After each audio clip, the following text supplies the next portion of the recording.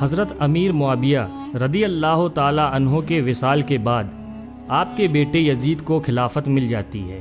یزید ایک بدترین اور بدبخت شیطان تھا، شرابی تھا، زانی تھا۔ یزید کو جب خلافت ملی تو یزید سمجھ گیا کہ میری اس خلافت کو حضرت امام حسین رضی اللہ تعالی عنہ کبھی قبول نہیں کریں گے۔ اس لیے یزید نے مدینہ منورہ کے گورنر ولید بن عتبہ کو خط لکھا کہ حسین ابن علی، عبداللہ ابن عمر اور عبداللہ ابن زبیر رضی اللہ تعالی عنہ میری بیعت کو مانیں، اگر وہ بات نہ مانے تو ان پر ظلم و ستم کرنا۔ امام حسین رضی اللہ تعالی عنہ نے یزید کی بیعت کرنے سے انکار کر دیا، کیونکہ یزید آپ کے نزدیک مسلمانوں کی امامت اور خلافت کے ہرگز لائق نہیں تھا، کیونکہ آپ جانتے تھے یزید فاسق و فاجر تھا، زانی تھا، شرابی تھا اور ظالم تھا۔ امام حسین رضی اللہ تعالی عنہ مدینہ شریف چھوڑ کر مکہ شریف تشریف لے آئے۔ اب آپ کو مکہ شریف میں کوفیوں کے ڈھیر سارے خط آنے لگے۔ ان خطوں میں لکھا ہوا تھا، اے امام حسین، آپ کوفہ تشریف لے آئیے، یہاں پر یزید کا ظلم و ستم بڑھتا چلا جا رہا ہے، ہم آپ سے ہی بیعت کریں گے، یزید کی بیعت ہمیں ہرگز قبول نہیں ہے۔ آپ نے حالات کو سمجھنے کے لیے اپنے بھائی مسلم بن عقیل رضی اللہ تعالی عنہ کو یہ کہہ کر کوفہ بھیجا کہ جاؤ، جا کر وہاں کے حالات معلوم کرو، وہاں کے حالات کیسے ہیں۔ جب حضرت مسلم بن عقیل رضی اللہ تعالی عنہ کوفہ پہنچے تو وہاں کے لوگوں نے بڑے ہی احترام کے ساتھ آپ کا استقبال کیا۔ حضرت مسلم بن عقیل کے ہاتھوں میں 18,000 لوگوں نے بیعت کر لی، اور حضرت مسلم بن عقیل نے اپنے بھائی حضرت امام حسین کے نام ایک خط روانہ کر دیا، جس میں آپ نے لکھا کہ یہاں کے حالات بالکل صحیح ہیں اور 18,000 لوگوں نے بیعت بھی کر لی ہے، لہٰذا آپ کوفہ جلد سے جلد تشریف لے آئیں۔ لیکن جب یزید نے ان لوگوں کو دھمکیاں دی تو وہ لوگ اپنی بات سے مکر گئے اور امام مسلم بن عقیل کو شہید کر دیا۔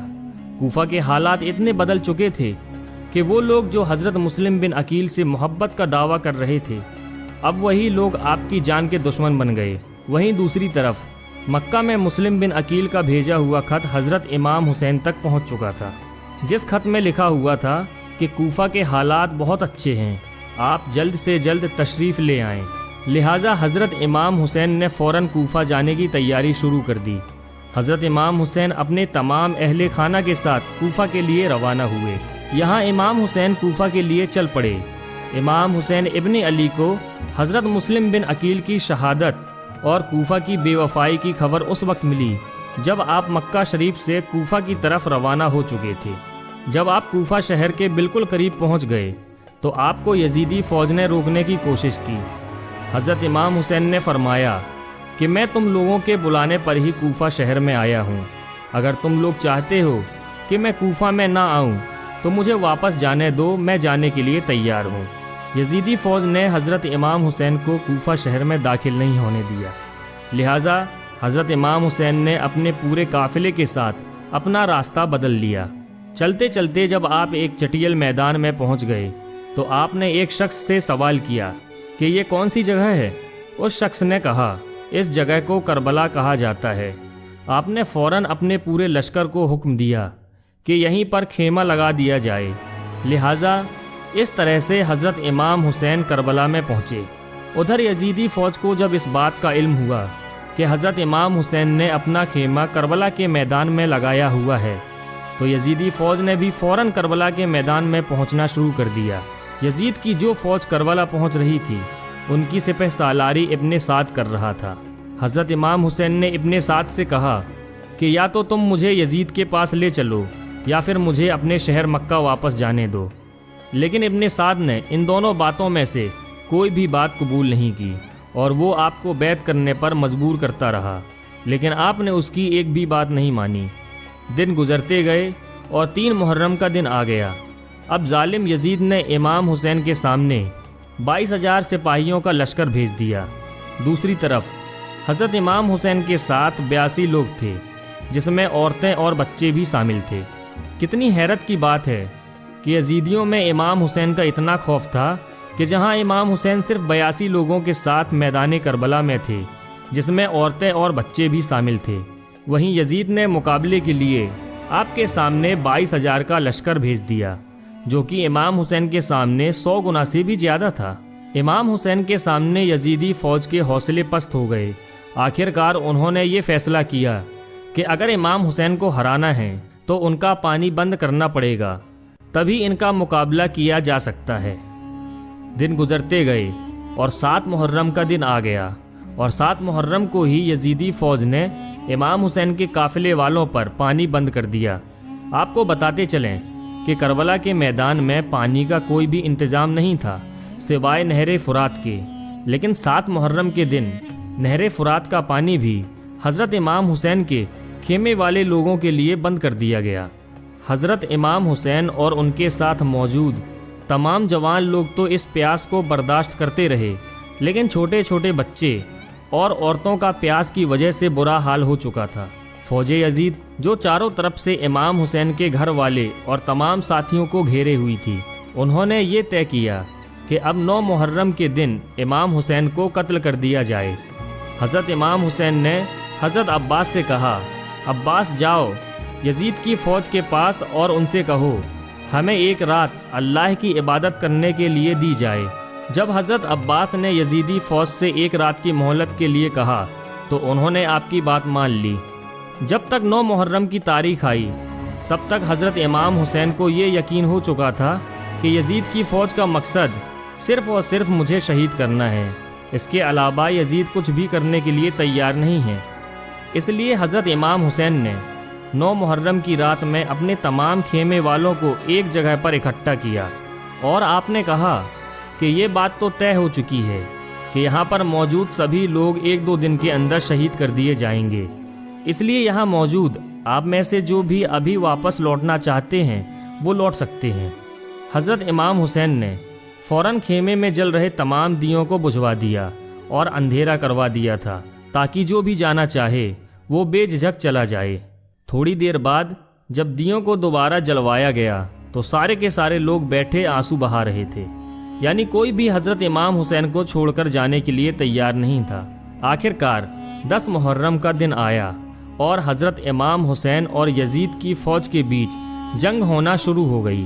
جہاں ایک طرف یزید کی ایک بڑی فوج تھی تو وہیں دوسری طرف امام حسین کے ساتھ صرف 72 لوگ تھے۔ اتنے میں فوج یزید کا حملہ شروع ہو جاتا ہے اور ہر شہید شہادت کا جام پیتا گیا۔ کبھی حر شہید ہوتے ہیں تو کبھی قاسم شہید ہوتے ہیں، تو کبھی علی اکبر شہید ہوتے ہیں، تو کبھی اون و محمد شہید ہوتے ہیں۔ 3 دن کے پیاسے امام حسین کے گھر والے اور تمام افراد یزیدی فوج سے جنگ کرتے رہے اور ایک ایک کر کے شہید ہوتے گئے۔ حضرت عباس علمبردار سے حضرت امام حسین کے 6 مہینے کے بیٹے علی اصغر کی پیاس نہیں دیکھی گئی۔ آپ نے ایک مشکیزہ لیا اور گھوڑے پر سوار ہو کر نہر فرات کے کنارے پہنچ گئے، اور آپ نے ایک مشکیزہ بھر لیا، لیکن جب آپ پانی لے کر واپس لوٹنے لگے تو یزیدی فوج نے آپ کے اوپر لگاتار تیر برسانا شروع کر دیا تھا۔ حضرت عباس جب تک حضرت امام حسین کے خیمے تک پہنچ پاتے تب تک یزیدی فوج نے تیر چلا کر حضرت عباس علمبردار کو شہید کر دیا تھا۔ اس طرح حضرت عباس علمبردار شہید ہو گئے۔ اس طرح ایک ایک کر کے تمام اہل بیت کے نوجوان اور ہاشمی شیر شہادت کا جام پی لیتے ہیں۔ دھیرے دھیرے کر کے جب حضرت امام حسین کے سبھی افراد شہید ہو گئے تو اس کے بعد حضرت امام حسین نے خود میدان میں تلوار لے کر نکلنے کا فیصلہ کیا۔ امام حسین اپنی تلوار سے کافی لمبے وقت تک یزیدی فوج کا اکیلے مقابلہ کرتے رہے۔ حضرت امام حسین کے تنہا ہونے کے باوجود بھی آپ کے مقابلے میں کوئی بھی نہیں آنا چاہتا تھا، اور اس کی صرف ایک ہی وجہ تھی، اور وہ وجہ یہ تھی کہ آپ حضرت علی کے بیٹے تھے۔ اس وقت یزید فوج کے ایک کمانڈر ابن سعد کو یہ یقین ہو چکا تھا کہ ہم کسی بھی طرح سے حضرت علی کے بیٹے کا مقابلہ نہیں کر سکتے ہیں، اس لیے اس نے اپنے تمام فوجیوں کو امام حسین کے اوپر ایک ساتھ حملہ کرنے کا آرڈر دیا۔ تمام لوگ حضرت امام حسین پر ایک ساتھ مل کر حملہ کر رہے تھے، لیکن اس کے باوجود بھی امام حسین لگاتار یہ ثابت کر رہے تھے کہ باطل چاہے تعداد میں کتنا بھی ہو، لیکن وہ حق اور سچ کے مقابلے میں بالکل بھی ٹک نہیں سکتا۔ جب حسینیت اور یزیدیت کے بیچ بڑی ہی خطرناک جنگ چل رہی تھی کہ اسی بیچ میں اچانک سے نماز عصر کا وقت ہو گیا۔ حضرت امام حسین نے ایسے مشکل وقت اور ایسی زخمی حالت میں بھی عصر کی نماز پڑھنے کا ارادہ کیا۔ آپ نے جیسے ہی نماز پڑھنا شروع کیا، یزیدی فوج کو وہ موقع مل گیا جس کا وہ لوگ ایک لمبے وقت سے انتظار کر رہے تھے، یعنی جیسے ہی حضرت امام حسین سجدے میں گئے، شمر جل جوشن نے آپ کی گردن پر تلوار چلا کر آپ کے سر کو جسم سے جدا کر دیا۔ حضرت امام حسین کی شہادت کے بعد یزیدیوں نے آپ کے سر مبارک کو نیزے پہ رکھ کر پورے کوفہ میں گھمایا تھا۔ آپ کے سر مبارک کو گلی گلی میں گھما کر جلوس نکالا گیا تھا۔ کربلا کی اس جنگ میں حضرت امام حسین کے گھر والوں میں سے صرف آپ کی ایک اولاد ہی بچ سکی تھی، جن کا نام حضرت زین العابدین تھا۔ اس کے علاوہ حضرت امام حسین کے گھر کی تمام عورتوں کو قیدی بنا کر کوفہ لایا گیا تھا۔ بھلے ہی اس دن امام حسین کو شہید کر دیا گیا تھا، لیکن آج بھی حضرت امام حسین پوری دنیا میں قیامت تک کے لیے زندہ ہیں۔ یزید ڈوب گیا شام کے اندھیروں میں، حسین چمکے ہیں دنیا میں روشنی کی طرح۔ دوستو، اگر آپ کو یہ ویڈیو پسند آئی ہو تو ویڈیو کو لائک کریں، اپنے دوستوں کے ساتھ شیئر کریں اور ایسے ہی ویڈیوز پانے کے لیے ہمارے چینل کو سبسکرائب کر دیں۔ دوستو، ملتے ہیں ایک اور نیکسٹ ویڈیو کے ساتھ۔ جب تک کے لیے اپنا اور گرد و نواح کے تمام ساتھیوں کا خیال رکھیے گا۔ خدا حافظ۔